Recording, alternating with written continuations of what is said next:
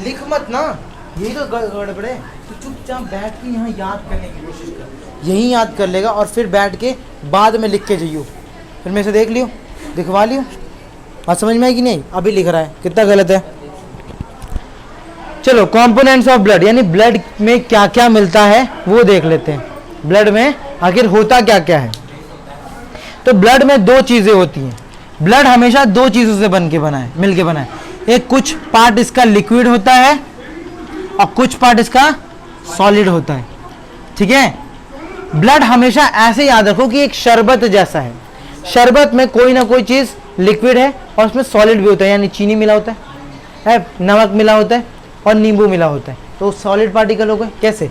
जैसे क्या हुआ, सॉल्ट, शुगर और लेमन, है कि नहीं? वैसे सॉलिड पार्टिकल, और उसमें लिक्विड पार्टिकल क्या है? लिक्विड पार्ट क्या है?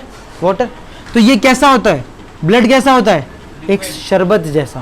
कैसा होता है? शरबत जैसा। शरबत में जैसे कुछ पार्ट सॉलिड होता है, कुछ पार्ट लिक्विड, तभी तो शरबत बनेगा। तो पानी पानी लेके थोड़ा शरबत बनेगा, ठीक है। जो सॉलिड पार्ट होता है, तो एक्चुअली में ब्लड में तो ये वाटर और सॉलिड ये नहीं होता। तो जो लिक्विड पार्ट होता है ना ब्लड में, उसे हम प्लाज्मा बोलते हैं। क्या बोलते हैं? प्लाज्मा। जो लिक्विड पार्ट होता है उसे क्या बोलते हैं? प्लाज्मा। समझ में आया बात? जो सॉलिड पार्ट होता है उसको क्या बोलते हैं? उसको बोलते हैं, देखो इसको कार्पल बोलते हैं। सॉलिड पार्ट वाले को क्या बोलते हैं? कार्पल। एक ही चीज होता है इसमें, कार्पल्स। यानी सॉलिड ना बोल के मैं क्या बोलूंगा? कार्पल्स है। और ब्लड क्या है? प्लाज्मा और कार्पल्स से मिलके बना है। प्लाज्मा क्या होता है? लिक्विड पार्ट होता है। अच्छा, और ये कार्बन कार्पल, सॉलिड पार्ट्स को हम कार्पल्स बोलते हैं। बात समझ में आई? दिखता कैसा है? करवा दिया मैंने पूरा, तो फिर क्यों फिर सवाल पूछे? मैं छोड़ूंगा नहीं, ठीक है। एक सवाल नहीं बचेगा, डाउट बचेगा तब ना पूछोगे, डाउट बचेगा ही नहीं। इधर ध्यान दो, चुपचाप शांति से बैठो। तो ब्लड में जो दो कंपोनेंट्स होते हैं, कौन कौन से? एक सॉलिड और लिक्विड। सॉलिड पार्ट को क्या बोलते हैं? कार्पल्स। और लिक्विड पार्ट को प्लाज्मा। प्लाज्मा। सॉलिड पार्ट को कार्बन, और लिक्विड पार्ट को, प्लाज्मा। तो मैं लिक्विड और वाटर मिटा देता हूँ। इसका मतलब तो समझ में आएगा, प्लाज्मा है।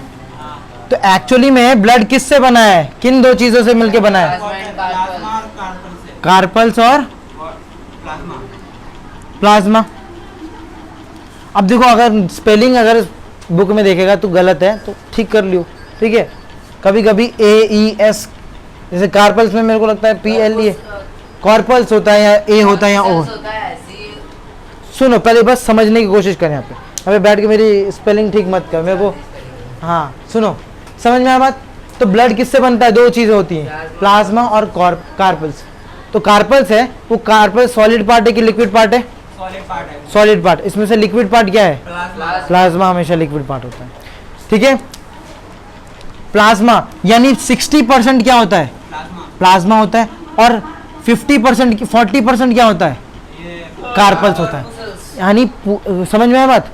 कार्पल्स क्या होता है? 40%, प्लाज्मा 60%। प्लाज्मा 60% किसका? ब्लड का।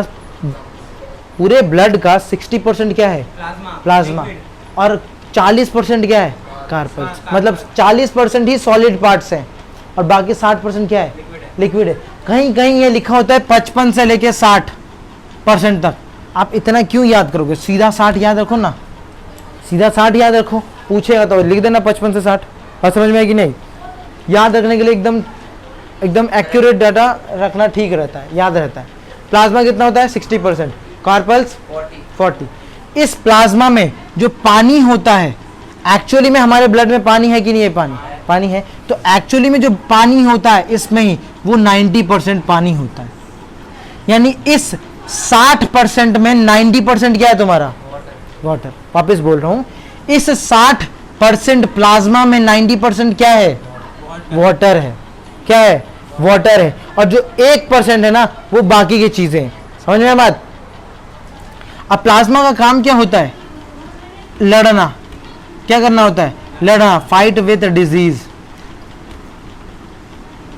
डिजीज से लड़ता है। सारी बीमारियों से यही प्लाज्मा लड़ता है। बीमारियों से क्या लड़ता है?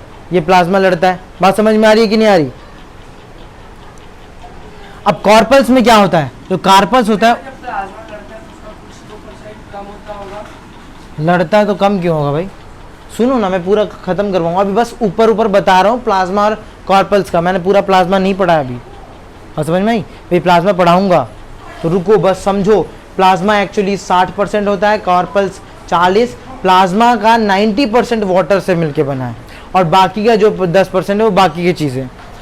कॉर्पल्स में 3 चीज़ों से बना है, जैसे जो सॉलिड पार्ट था 3 चीज़ था ना, नमक, चीनी और नींबू था, वैसे ही इसमें कॉर्पल्स में 3 चीज़ें होती है, क्या, RBC, WBC, white B RBC, WBC और प्लेटलेट्स। ये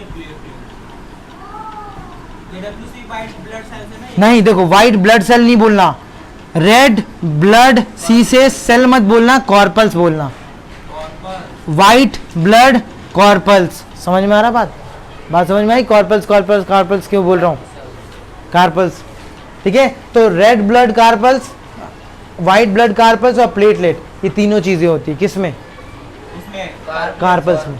समझ में आ रहा बात, आई कि नहीं आई समझ। हाँ अच्छा, कभी पल्स ऑक्सीमीटर देखा है, कोरोना में बड़ा चल रहा था हाँ पल्स ऑक्सीलेटर पल्स ऑक्सीमीटर, उसमें हम क्या नापते थे, यही RBC हम नापते थे पल्स ऑक्सीमीटर से। अच्छा, जो मुंडी में से चिपका देते थे, अबे उंगली में चिपकाते थे, मुंडी में कौन सा चिपकाते थे भाई, ये मुंडी में भी एक डालते थे, वो ऑक्सीजन वाला होता है मुंडी में मैंने नहीं देखा कोई हेलमेट जैसे पहन के, ऐसे मारते नहीं वो नहीं, वो तो थर्मल टेम्परेचर थर्मोमीटर होता है, तो थर्मल ऐसे स्कैनिंग होता है, जो हाथ में उंगली रखते थे वो इसी पल्स ऑक्सीमीटर इसी को नापता था। मैं घाव डालता था, एक बार उंगली में डाला था, एक बार मुंडी में डाला था।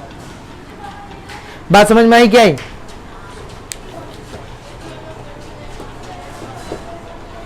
शिकार भी सीख इतना समझ में आया किसी को, कोई डाउट इसमें से, जितना पढ़ा है उतना कोई डाउट उसमें, तो कुछ ऐसा नहीं है कि समझ में नहीं आया, नहीं ना, चलो ठीक है ठीक है। प्लाज्मा क्या होता है, कार्पलेक्स क्या, कार्पलेक्स को समझ लो, समझ में आया बात, प्लाज्मा नहीं समझ रहा, प्लाज्मा होता क्या है? ये लिक्विड पार्ट होता है, क्या होता है, लिक्विड पार्ट। अगर मैं एक्चुअली में बोलूँ प्लाज्मा कैसा दिखता है, तो अगर ये जानना चाहता तो लावा देखा है, लावा, लावा प्लाज्मा स्टेट है, कैसा स्टेट है, प्लाज्मा। समझ में आया बात, बस इतना याद रख, सुनता जाएगा समझता जाएगा, समझ में आया।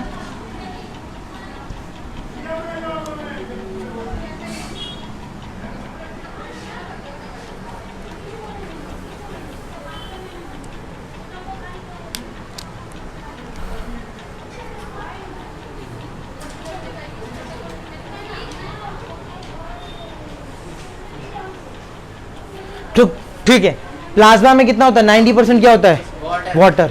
और इसमें क्या होता है, और दो दूसरी चीजें होती हैं उनका देखो, एक होता है हमारा प्रोथ्रोम्बिन, प्रोथ्रोम्बिन, और एक होता है हमारा फाइब्रिनोजेन, फाइब्रिनोजेन।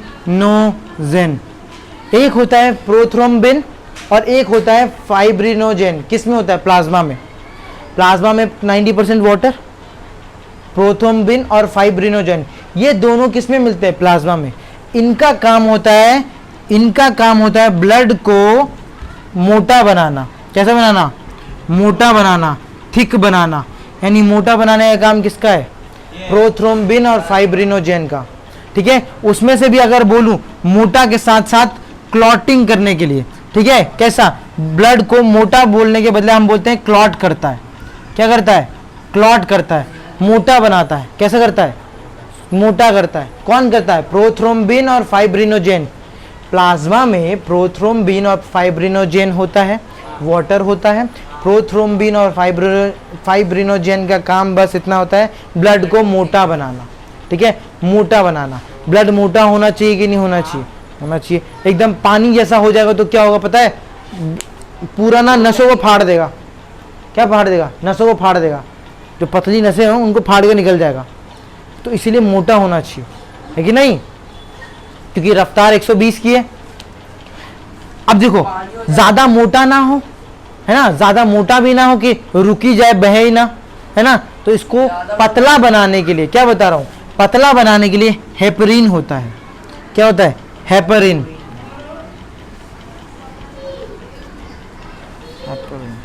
क्या होता है, हेपरिन होता है। इसका क्या होता है, इसका काम होता है ब्लड को थिन बनाना, पतला बना। पतला बनाना। यानी मोटा ये बनाता है, पतला ये बनाता है। बात समझ में आ रही है कि नहीं आ रही है ना। तो प्लाज्मा में हमने 3 चीजें देखी, प्रोथ्रोम्बिन, फाइब्रिनोजेन और हेपरिन। प्रोथ्रोम्बिन, फाइब्रिनोजेन ब्लड को मोटा बनाता है। क्या बनाता है, शुगर उगर नहीं, अभी यहाँ पे ध्यान दे, अभी सिर्फ इन चीज़ों को लर्न करना सीख। प्लाज्मा में क्या होता है, प्रोथ्रोम्बिन, फाइब्रिनोजेन, इनका काम क्या होता है, ब्लड को मोटा बनाना। और हेपरिन का काम क्या होता है, तो पतला बना। पतला बनाना। ठीक है, कभी सुना है कोरोना में बोल रहे थे प्लाज्मा डोनेट कर दो, प्लाज्मा डोनेट कर दो, प्लाज्मा डोनेट हो रहा है, सुना ये बात, नहीं सुना था, आधा ले, तूने सुना था, तूने नहीं सुना। प्लाज्मा डोनेट करने के लिए बोला जा रहा था, जो कोरोना से ठीक हो गए थे कोरोना के टाइम, उनको यही प्लाज्मा डोनेट करने के लिए बोला जा रहा था। लेकिन क्या कोई प्लाज्मा अलग से अपने आप अलग कर दोगे, नहीं, ब्लड क्या करता है, पूरा निकालता है। डॉक्टर क्या निकालता है, पूरा निकालता है। क्यों, ब्लड डोनेट कर दो, मैंने सुना। ब्लड डोनेट नहीं, ब्लड नहीं, प्लाज्मा डोनेट करने के लिए बोलते थे। ब्लड इसका क्या करेगा तू, ठीक है। सॉलिड पार्टिकल का क्या होता है, जब ये लड़ता है इसका कलर येलो होता है ना। ये कहाँ से निकालते हैं फिर? ये देखो, सुनो तो, देखो क्या होता है जब जो ब्लड लेना होता है, जिसको ब्लड प्लाज्मा देना, तो क्या करता है डॉक्टर, अब इसमें से थोड़ी ना कि कॉर्पस और प्लाज्मा निकाल ले, सब तो मिक्स है। अब मैं नींबू पानी घोर के दूंगा तो नींबू और पानी अलग कर देगा, नहीं। लेकिन वो क्या करते हैं, वो पहले पूरा ब्लड निकाल लेते हैं, फिर उसको एक मशीन में डालते हैं। उस मशीन उसको बहुत देर तक घुमाता है, इतना घुमाता है, घुमाते घुमाते ये जो सॉलिड पार्टिकल, ये सॉलिड पार्टिकल है कि नहीं है, तो ये सॉलिड पार्टिकल धीरे धीरे नीचे बैठ जाता है। क्या बैठ जाता है, नीचे बैठ जाता है। और ऊपर क्या रहता है, लिक्विड पार्टिकल यानी प्लाज्मा। वो प्लाज्मा लेके डोनेट कर देते हैं, हो जाता है कि नहीं होता। हाँ, कोरोना पेशेंट को ये तो फिर बहुत टाइम के बाद प्लाज्मा बनता होगा ना। नहीं, मशीन है, बोल तो, मशीन तो बना देती है। एंटीबॉडीज के लिए भी है, एंटीबॉडीज की। क्या, हाँ, एंटीबॉडीज के लिए। समझ में आया इतना। एंटीबॉडीज क्या होता है? तो इसी में हमारा एंटीबॉडीज भी होता है, इसीलिए तो इसको लेते हैं, है कि नहीं। इसी हमारा क्या होता है, एंटीबॉडीज होता है। ये एंटीबॉडीज करता है क्या है, बीमारियों से लड़ने में हेल्प करता है। अगर इसको एक्सपीरियंस हो जाता है, क्या होता है, एक्सपीरियंस, अगर इसने कोरोना के साथ लड़ लिया तो इसको एक्सपीरियंस हो जाएगा, है ना। तो इसीलिए इसको मांगते हैं, बुलाते हैं, भाई तेरे को एक्सपीरियंस है। जैसे इसको हर लड़ाई में बुलाने आते हैं ना लोग, क्यों, क्योंकि उसको एक्सपीरियंस है ना, एक्सपीरियंस है कि नहीं। अब एक्सपीरियंस है इसलिए हर लड़ाई में पहुंच जाता है। तो वैसे ही एंटीबॉडीज लोग खोजते हैं कि जो कोरोना से लड़ के रखा है, अगर उसने कोरोना से लड़ा है तो दूसरे के शरीर में जाएगा तो भी लड़ लेगा, है कि नहीं। इसीलिए प्लाज्मा जब डोनेट करने के लिए बोला जाता तो यही होता है। बात समझ में आई कि नहीं, क्या बात। अभी देख के हम बुद्धि में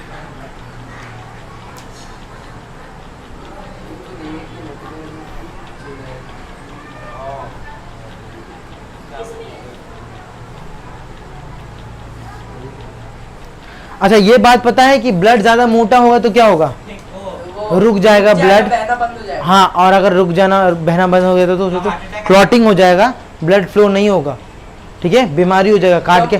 तो आपको हटाना पड़ेगा, काट के क्या करना पड़ेगा, उस ब्लड को निकालना पड़ेगा, हटाना पड़ेगा। उसके बाद तो इसे बोलते हैं ब्लड क्लॉट हो जाता है, बोलते हैं ब्लड क्लॉटिंग, दिमाग में ब्लड क्लॉट हो गया है। हीमो ये तो अलग। ब्लड। अरे यार देख, जब तेरा किसी कहीं का खून खराब हो जाता है तो जब ब्लड जम जाता है ना, उसे बोलते हैं ब्लड क्लॉटिंग। जैसे सांप के जहर से ब्लड क्लॉटिंग होता है, खून ना जम जाता है, थक्का बन जाता है खून का, देखा हुआ वीडियोस में। मैं बताऊँ, समझ में आया बात। तो ब्लड जब भी क्लॉट हो जाता है, जैसे ब्रेन में जब ब्लड क्लॉट हो जाता है उसे बोलते हैं ब्रेन हेमरेज हो गया है। क्या हो गया है, ब्रेन हेमरेज हो गया, सुना हुआ ना हम, ब्रेन हेमरेज हो गया। निकाल दोगे ब्रेन से? हाँ, निकाल देते, ठीक हो जाता है। फिर फिर ब्रेन का तो ऑपरेशन बहुत हार्ड होता है ना। जिसको आता है वो करेगा ना, मैं थोड़ा करने जा रहा हूँ। तू बोला मेरे को हार्ड है कि नो, ठीक है।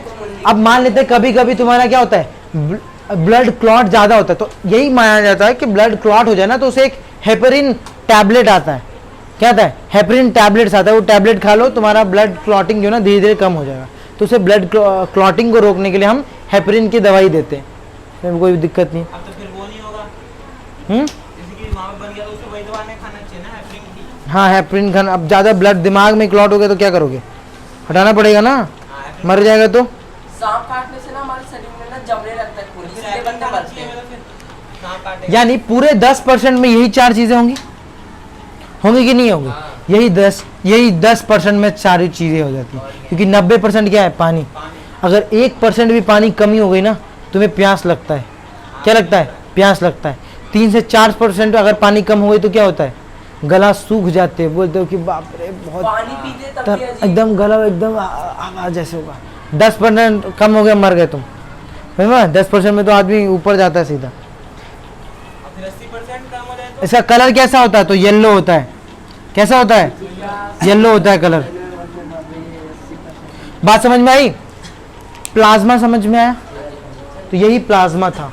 तो कंपोनेंट्स ऑफ ब्लड में हमने 2 चीजें देखी, एक होता है प्लाज्मा जो लिक्विड पार्ट होता है, और एक होता है कॉर्पस जो कि सॉलिड पार्ट होता है। जो लिक्विड पार्ट होता है उसमें 90%, वो 60% होता है। 60% लिक्विड है, यानी 60% प्लाज्मा है, 40% कॉर्पस है। इस 60% में से 90% इसका जो है वो वाटर है। जो 10% है उसमें ये 4 चीजें होती हैं। पहली 2 चीजें हैं प्रोथ्रोम्बिन और फाइब्रिनोजेन, इन दोनों का काम होता है ब्लड को मोटा बनाना। उसके बाद हेपरिन होता है जिसका काम क्या होता है? ब्लड को पतला बनाना। उसके बाद होता है एंटीबॉडीज जो कि क्या करता है? लड़ता है। किससे करता है? लड़ता है। किससे? बीमारियों से लड़ने में हेल्प करता है। इनका कलर क्या होता है? येलो होता है। बात समझ में आई? कैसा होता है? येलो कलर होता है। बीमारी में कभी भी सॉलिड पार्टिकल्स किसी को नहीं देते, बल्कि देते क्या है? प्लाज्मा पार्टिकल्स ना। ब्लड का प्लाज्मा वाला हिस्सा ही किसी को डोनेट करते हैं, सॉलिड नहीं करते, है कि नहीं? क्योंकि लड़ने वाला तो यही है मास्टर, ये मास्टर है। ये किसी भी लड़ाई में कूद जाएगा, किसी का भी लड़ाई हो ये कूद जाता है। समझ में बात? किसी का भी लड़ाई हो ये एंटीबॉडीज उतर जाएगा। समझ में आया? तो ये एक तरीके से एंटीबॉडीज है अपने स्कूल में। हाँ, समझ में आया बात? जो कि प्लाज्मा का पार्ट है। क्यों भाई एंटीबॉडीज? अभी लेकिन मारने का भी सोचते हैं, कहीं भी लड़ाई होती है तो मार क्यों रहता है? अभी वो तो नल्ला है, कोई काम नहीं है तेरे में। जब भी कोई मारता मैं भी सबसे आगे